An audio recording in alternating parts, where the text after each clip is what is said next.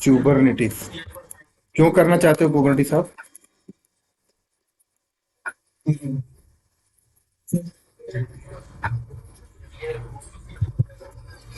हम्म।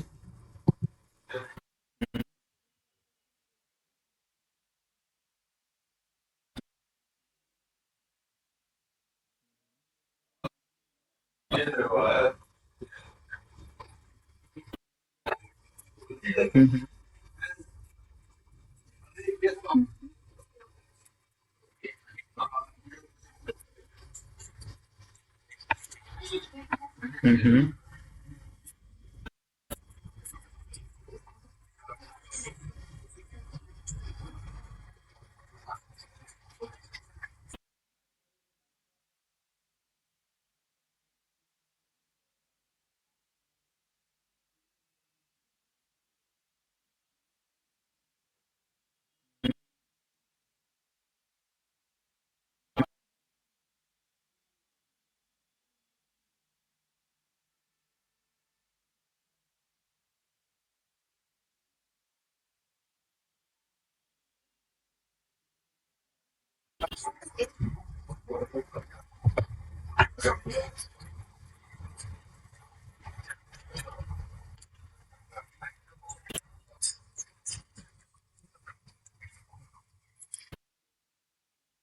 अच्छा,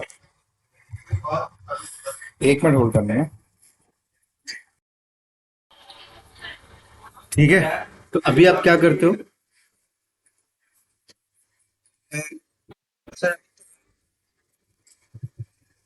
अच्छा, कितने साल हो गए? अच्छा, 2 साल से आप डॉट नेट में ही काम करते हैं। अच्छा, इससे पहले?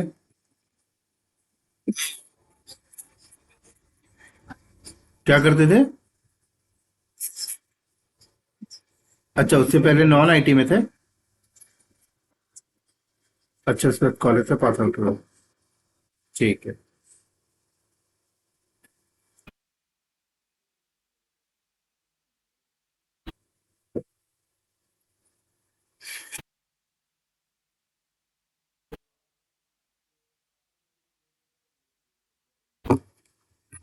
देखो, पहले हम समझेंगे कुबरनिटीज कुबरनिटीज की नीड हमें क्यों पड़ी। ठीक है, उसके बाद हम लोग कुबरनिटीज के रिसोर्सेज के बारे में समझेंगे।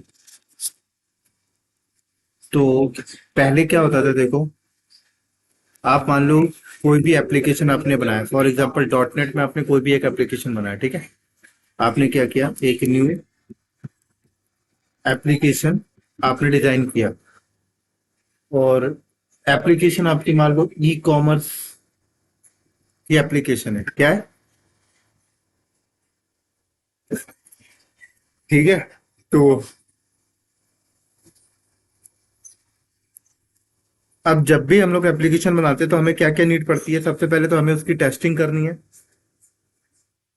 टेस्टिंग कौन करेगा? जो डेवलपर होगा वही अपने सिस्टम में उसकी टेस्टिंग करेगा, राइट। जब टेस्टिंग सक्सेसफुल हो जाएगी तो फिर अपने क्लाइंट्स को उस एप्लीकेशन तक लाने के लिए आप क्या करोगे? वेबसाइट वगैरह डिजाइन करोगे, और उसके थ्रू आप एक, मतलब एक डेटा सेंटर बनाओगे आप, और उसके थ्रू आप उनको फॉरवर्ड करोगे। क्लियर है यहाँ तक?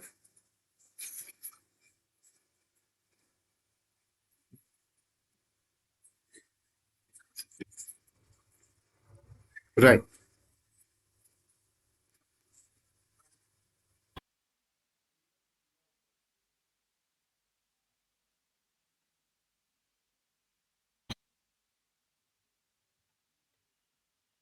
तो पहले जो हम लोग एप्लीकेशन इंस्टॉल करते थे, वो हम लोग करते थे किसके ऊपर? बेयर मेटल के ऊपर। बेयर मेटल का मतलब जानते हो? बेयर बेयर मेटल क्या होता है?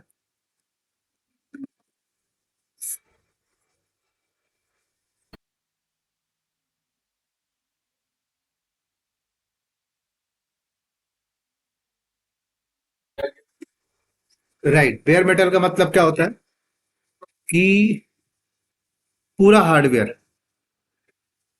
तो आपने कभी देखा होगा, मान लो आपने एक डॉट नेट की एक एप्लीकेशन आपने बनाई, तो आप जब भी कोई एप्लीकेशन बनाते हो तो आपको ये बात भी पता होता है कि ये एप्लीकेशंस रन करने के लिए क्या क्या रिक्वायरमेंट है।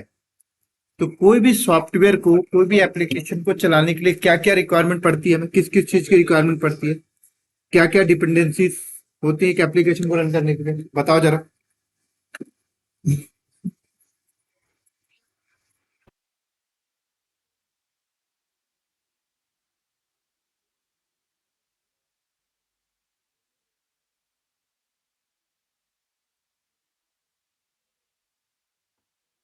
क्या क्या चाहिए, क्या चाहिए पहले? ओएस चाहिए, और क्या चाहिए?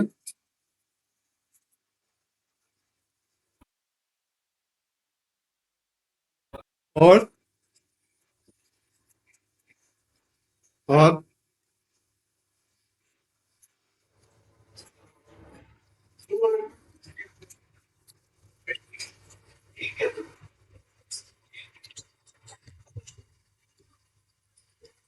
और क्या चाहिए? हार्डवेयर चाहिए, नेटवर्क चाहिए, राइट, स्विच। अब हार्डवेयर नेटवर्क चाहिए तो स्विच चाहिए, राउटर चाहिए, डेटा सेंटर चाहिए, कूलिंग सिस्टम चाहिए डेटा सेंटर को कूल रखने के लिए, डेटा सेंटर लगाने के लिए फिजिकल बिल्डिंग चाहिए, बिल्डिंग की सिक्योरिटी के लिए कैमरा चाहिए, सिक्योरिटी गार्ड चाहिए, राइट। और इन सारी चीजों को हैंडल करने के लिए मैन पावर चाहिए, मैन पावर की हायरिंग के लिए एचआर चाहिए, बिलिंग के लिए फाइनेंस चाहिए। फिर सारे डिपार्टमेंट की जरूरत पड़ना स्टार्ट हो जाती है। क्लियर है? ह्यूमन रिसोर्सेज तो साइड रख दो, फिजिकल रिसोर्सेज क्या क्या चाहिए एक एप्लीकेशन को रन करने के लिए? सबसे पहले एक चाहिए हमें उसकी ऑपरेटिंग सिस्टम, उसका हार्डवेयर, राइट, ये चीज चाहिए।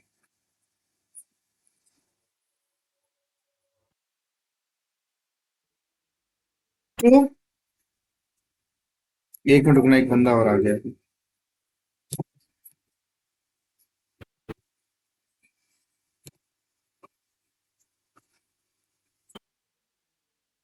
सौरभ अभी जस्ट स्टार्ट किया, ठीक है?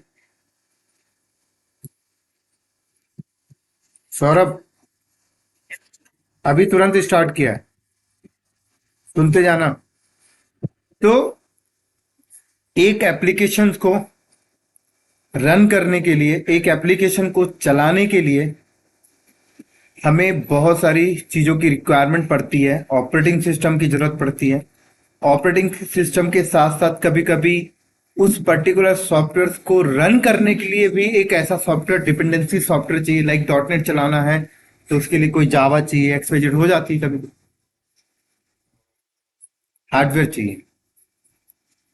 तो इम्पॉर्टेंट है हमें अपनी एप्लीकेशन चलाना। उस एप्लीकेशन को चलाने के लिए ऑपरेटिंग सिस्टम की नीड पड़ी तो हमने ऑपरेटिंग सिस्टम इंस्टॉल किया। ऑपरेटिंग सिस्टम इंस्टॉल होता है हार्डवेयर के ऊपर, तो हमें हार्डवेयर की नीड पड़ी, है ना? फिर जब इन चीजों की डिपेंडेंसी पड़ जाती है, इन चीजों की जरूरत पड़ती है, तो बाद में ऐसा भी होता है कि इनमें कुछ प्रॉब्लम्स भी आ जाती हैं, तो उनके ट्रबल शूटिंग के लिए मैन पावर की जरूरत पड़ जाती है। हार्डवेयर डैमेज हो जाता है तो हार्डवेयर के मेंटेनेंस के लिए ट्रबल शूटिंग के बंदे की जरूरत पड़ जाती है। क्लियर?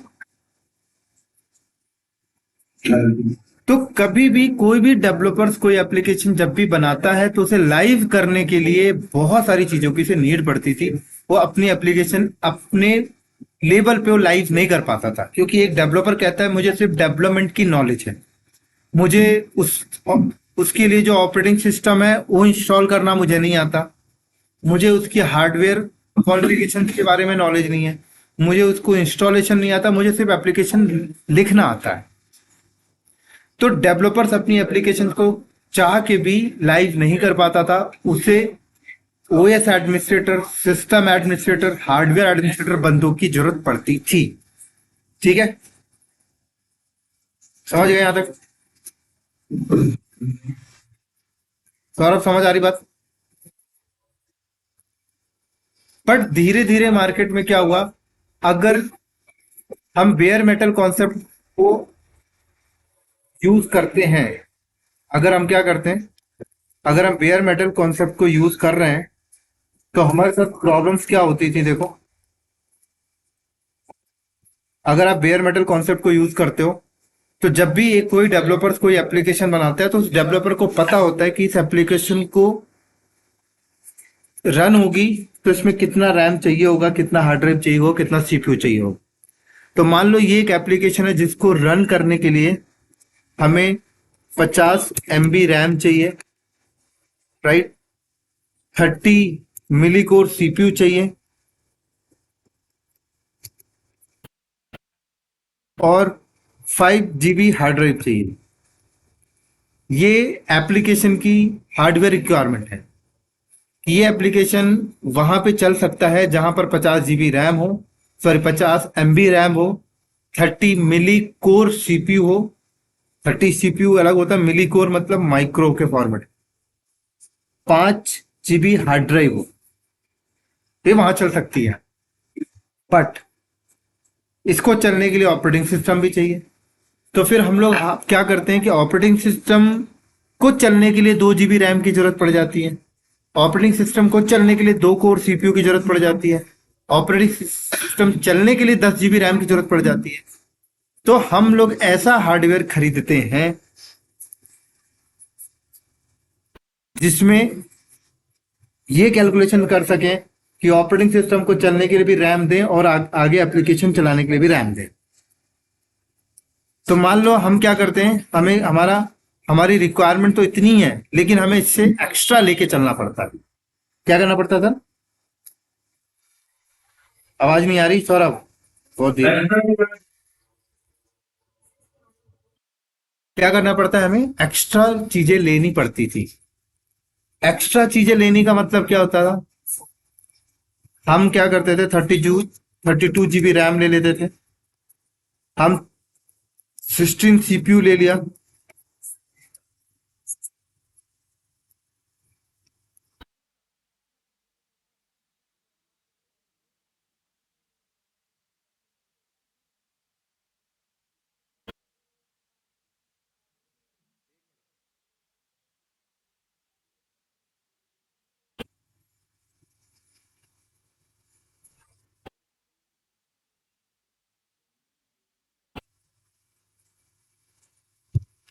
ठीक है, 16 सीपीयू और 2 TB हार्ड ड्राइव। तो हमने 2 TB hard drive, 16 CPU, 32 GB RAM का मार्केट से हार्डवेयर खरीदते थे, इसके ऊपर ऑपरेटिंग सिस्टम डालते थे, और फिर उसके बाद अपना .NET बेस एप्लीकेशन इंस्टॉल करके रन करते।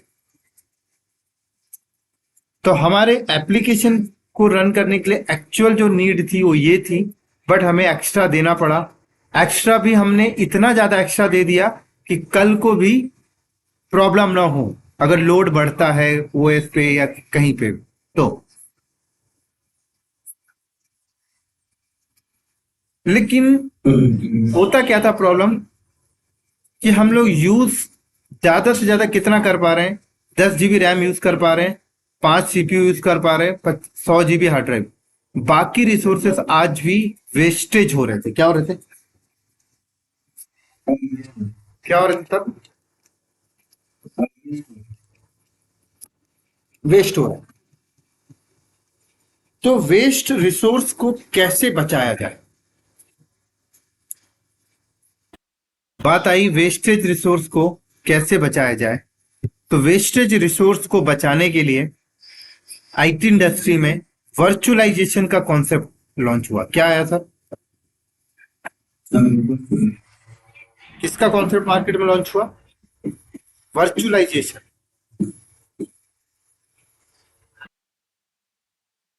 एक मिनट होल्ड कर।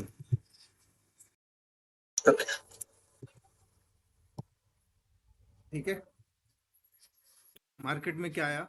वर्चुअलाइजेशन आया। और जब मार्केट में वर्चुअलाइजेशन आया, तो जब वर्चुअलाइजेशन नहीं थी ना, तो एक और प्रॉब्लम होती थी, पता है क्या? कि अब जैसे मान लो आपने ये वाली एप्लीकेशन इसमें डिप्लॉय कर दी, ठीक है, ये वाली एप्लीकेशन क्या किया आपने इसमें डिप्लॉय कर दी है। अब इसमें ना कुछ हार्डवेयर बच रहे हैं, तो उस हार्डवेयर को ना आप यूज नहीं कर पाते थे। अगर आप ये कोशिश करना भी चाहो ना कि इसके ऊपर दो एप्लीकेशन डाल दो, तो दो एप्लीकेशन चल ही नहीं पाती थी, कॉन्फ्लिक्ट हो जाती थी, तो हार्डवेयर कहीं ना कहीं वेस्टेज हो जाते थे, क्योंकि एक एप्लीकेशन को चलाने के लिए उसकी सेपरेट लाइब्रेरी चाहिए, सेपरेट बाइनरी चाहिए होती थी। और जब दो एप्लीकेशन चलाते थे तो दो एप्लीकेशन बाइनरी जब शेयर करती थी ना, तो कॉन्फ्लिक्ट हो जाती थी। तो ये वेस्टेज हो रहा था पूरा पूरा।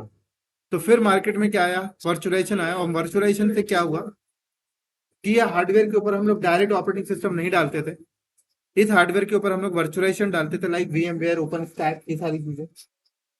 और वर्चुअलाइजेशन डालने के बाद फिर इसमें हम लोग ना, वर्चुअलाइजेशन से क्या होता है कि जो फिजिकल हार्डवेयर होता है ना, उसको आप वर्चुअली डिवाइड कर लेते हो। जैसे ये 32 GB रैम है, आप इसको 2 2 3 3 4 4 GB रैम में डिवाइड कर सकते हो। तो यहाँ पर हम लोग ना एक वर्चुअल कंप्यूटर बना देते थे, जिसको VM बोलते हैं। इसको हमने एक रैम दे दिया 4 GB, इसको CPU दे दिया हमने 4, हार्ड ड्राइव दे दिया 200 GB, और इसके ऊपर एक ऑपरेटिंग सिस्टम डाला, और इसके ऊपर एक ये डॉटनेट डाल दिया।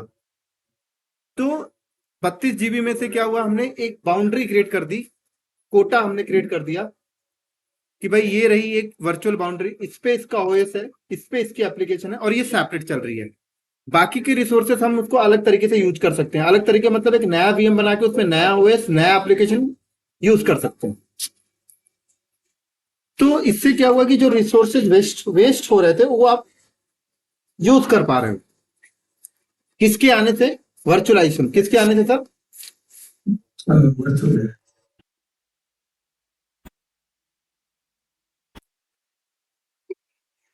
समझ आई वर्चुअलाइजेशन का बेनिफिट सौरभ?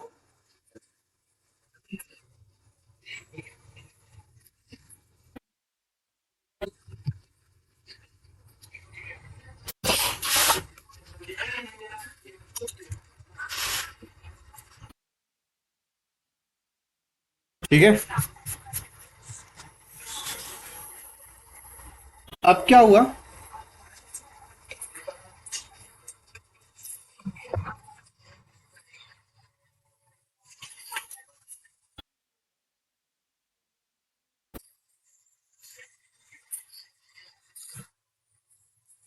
लेकिन आप रिसोर्सेज आपके वेस्ट होने से बच तो गए, लेकिन थोड़े बहुत आज भी रिसोर्सेज वेस्ट हो रहे थे। जैसे अगर आप इस हार्डवेयर के ऊपर 10 एप्लीकेशन चला रहे हो VM बना के, तो 10 ऑपरेटिंग सिस्टम की जरूरत आपको पड़ रही है। 10 ऑपरेटिंग सिस्टम की जरूरत पड़ने का मतलब होता है कि 10 लाइसेंस OS चाहिए।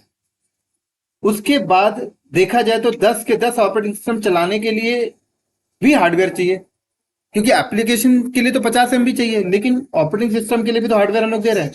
तो रिसोर्सेज वेस्ट होने से बचे, बट उतना नहीं बच पाया वर्चुअलाइजेशन के आने से। समझ लगी बात यहाँ पे? वर्चुअलाइजेशन के आने से रिसोर्सेज बचे, बट उतना नहीं बच पाया। समझ आई सर?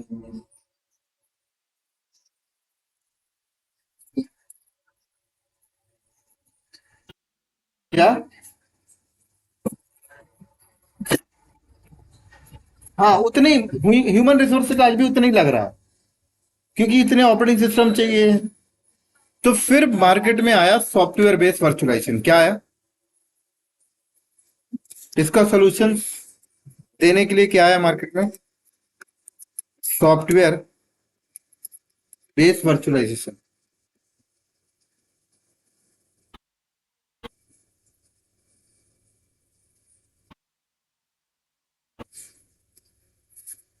तो जब मार्केट में क्या आया, सॉफ्टवेयर बेस्ड वर्चुअलाइजेशन आया,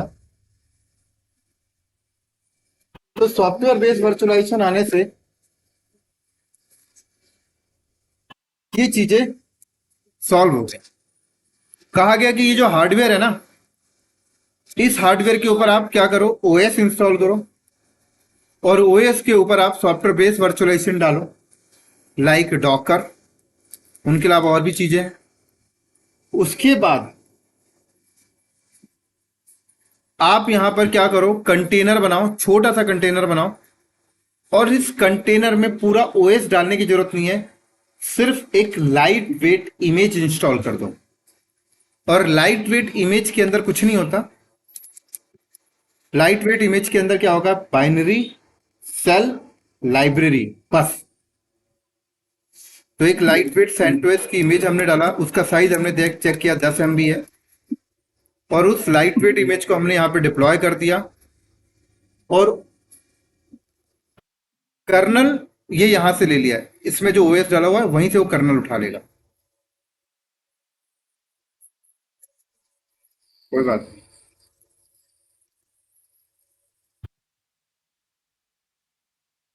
कर्नल वो वहीं से उठा लिया, और जब कर्नल वहीं से उठा लिया, क्या, कर्नल जब उसने वहीं से उठा लिया,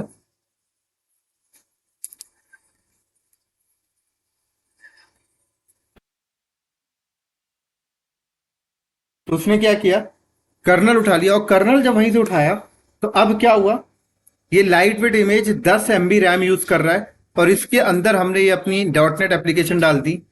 ठीक है, तो डॉट नेट एप्लीकेशन को चलाने के लिए हमें कोई ओएस सेपरेट जरूरत नहीं पड़ी सर। इस 50 MB में ही हमारा एक एप्लीकेशन चल पड़ा।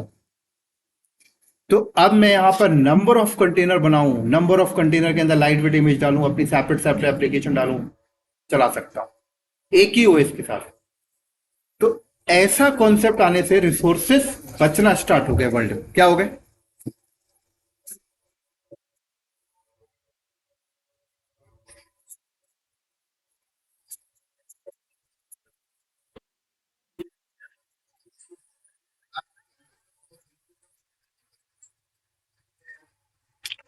अब आगे बात मत करो। हाँ जी सर।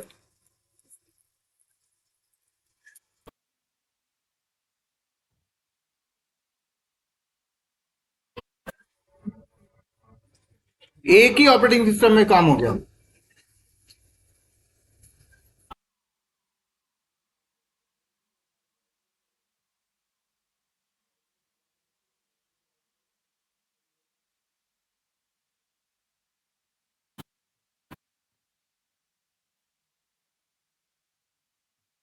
समझ आई बात।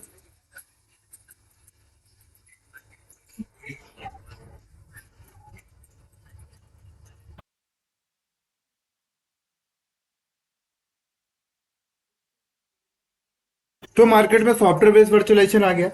तो सॉफ्टवेयर बेस्ड वर्चुअलाइजेशन आने के बाद लोगों को बहुत रिलैक्स मिला। सिर्फ प्रोडक्शन एनवायरनमेंट वाले को रिलैक्स नहीं मिला, डेवलपमेंट वाले को भी रिलैक्स मिला, डेवलपर्स को भी रिलैक्स मिला। क्या रिलैक्स मिला डेवलपर को, कल को डेवलपर कोई एप्लीकेशन जब वो डिजाइन करता था, तो उसकी टेस्टिंग करने के लिए उसे पूरा का पूरा प्लेटफॉर्म चाहिए होता था। प्लेटफॉर्म का मतलब उसे एक विंडोज बेस्ड प्लेटफॉर्म चाहिए। सौरभ म्यूट करके रखो आप। प्लेटफॉर्म का मतलब एक डेवलपर है, लाइक आपने कोई एप्लीकेशन डेवलपमेंट की, तो डेफिनेटली है कि आपकी जॉब होती है पहले ये कि आप उसे चेक करें क्या वो विंडो में चल रहा है, आप लिनक्स में चेक करें क्या वो लिनक्स में चल रहा है, क्या वो मैक में चल रहा है, क्या एंड्रॉयड में चल रहा है। तो आप सिस्टम एडमिनिस्ट्रेटर को रिक्वेस्ट करते थे कि यार मुझे ना एक विंडो वाला मशीन दे दो, मैं उसमें अपनी एप्लीकेशन चेक करूंगा। मुझे एक लिनक्स वाली मशीन दे दो, उसमें अपनी एक एप्लीकेशन डाल के चेक करूंगा। मुझे एक मैक वाली मशीन दो, उसमें चेक करूंगा। मुझे एक विंडोज 7 वाली मशीन दो। आप रिक्वेस्ट करते थे। जब आप सिस्टम एडमिनिस्ट्रेटर से रिक्वेस्ट करते थे, तो सिस्टम एडमिनिस्ट्रेटर आपसे सवाल पूछता था, क्वेश्चन करता था, क्या पर्पस के लिए चाहिए, कितने दिन के लिए चाहिए, किस कॉन्फ़िगरेशन का चाहिए।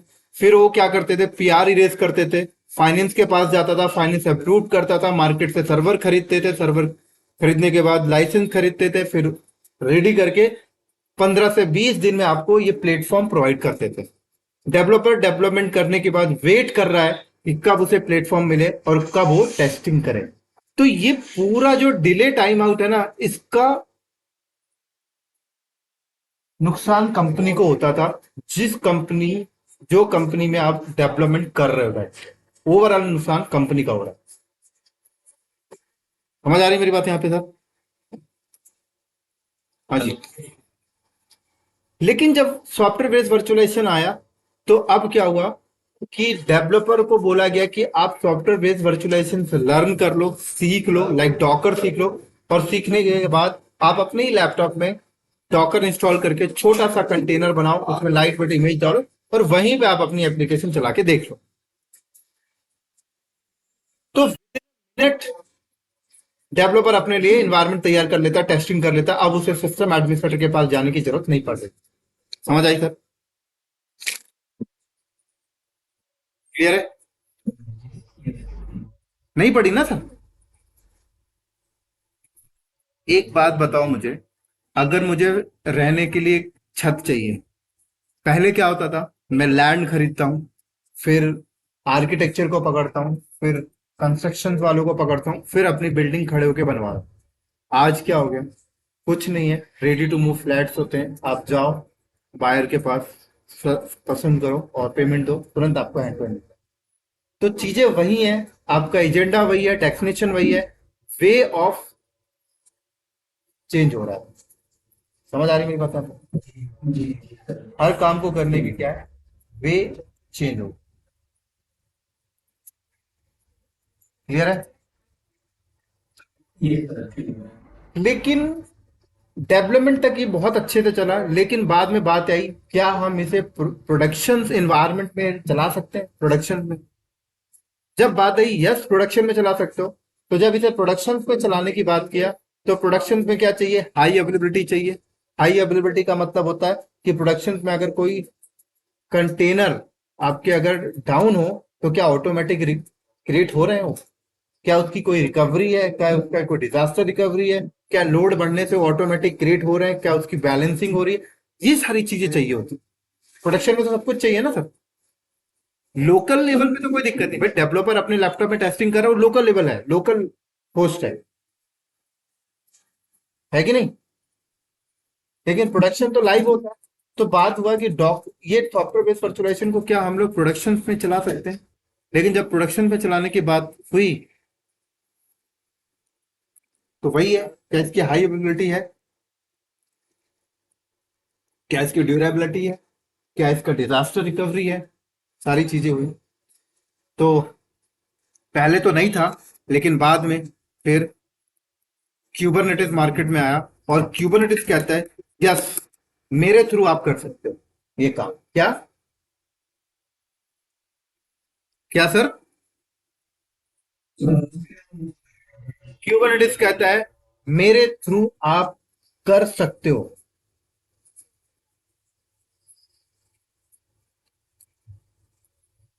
समझ आ रही बात यहाँ पे?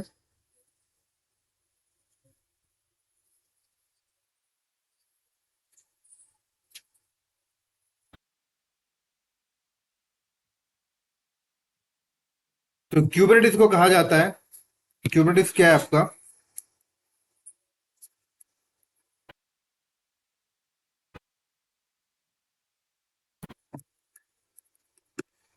टूल है क्या?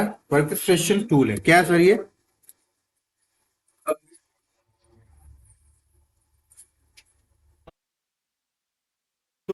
तो कुबरनेटिस पूरे कंटेनर को मैनेज करता है, पूरे के पूरे।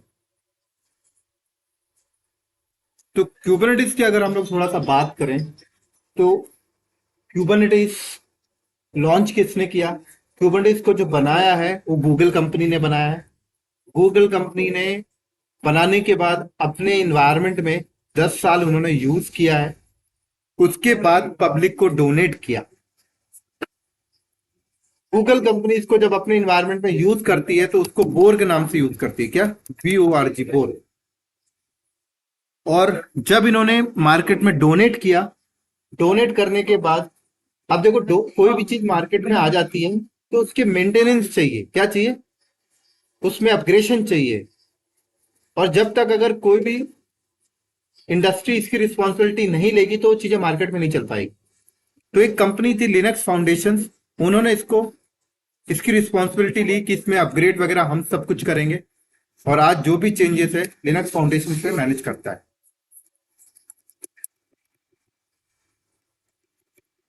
मैं दिखाता हूँ उस कंपनी के बारे में।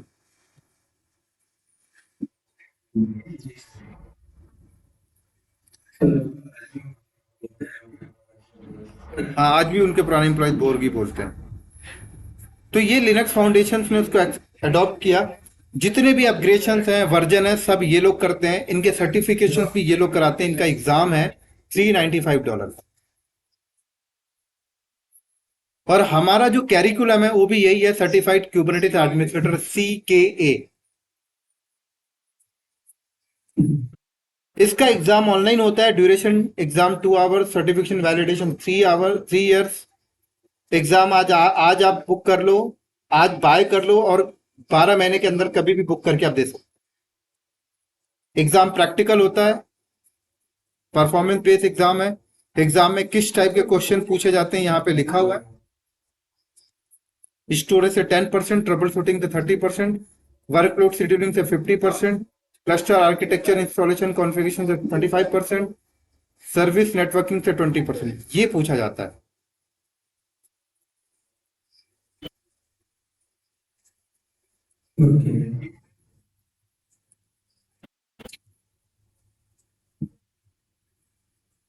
लर्निंग पाथ ये इन्होंने दे रखा है, ये चीजें आप यहाँ से पढ़ सकते हो।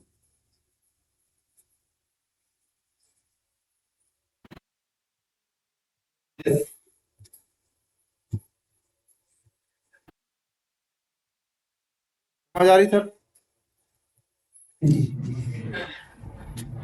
सौरभ क्लियर है यहाँ तक?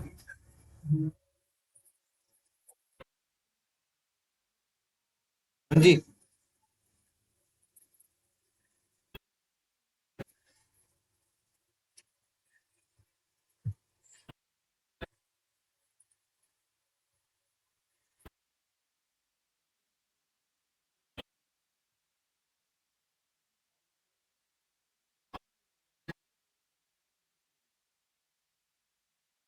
क्लियर है? तो कल से हम लोग इसका प्रैक्टिकल स्टार्ट करेंगे, क्लस्टर वगैरह बनाएंगे, और आगे नेक्स्ट में देखेंगे क्या क्या रिसोर्सेज सर्विसेज कुबरनेटिस में होती है। ठीक है? ये वीडियोस मैं अपलोड करा दूंगा, आप लोग को एक्सेस करवा दूंगा। सौरभ, कोई डाउट है आपको यहाँ तक? आवाज बहुत धीरे है सौरभ।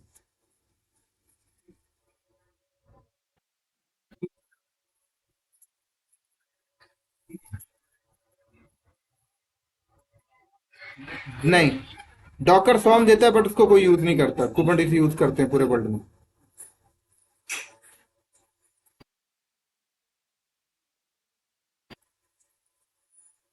और कोई है डाउट?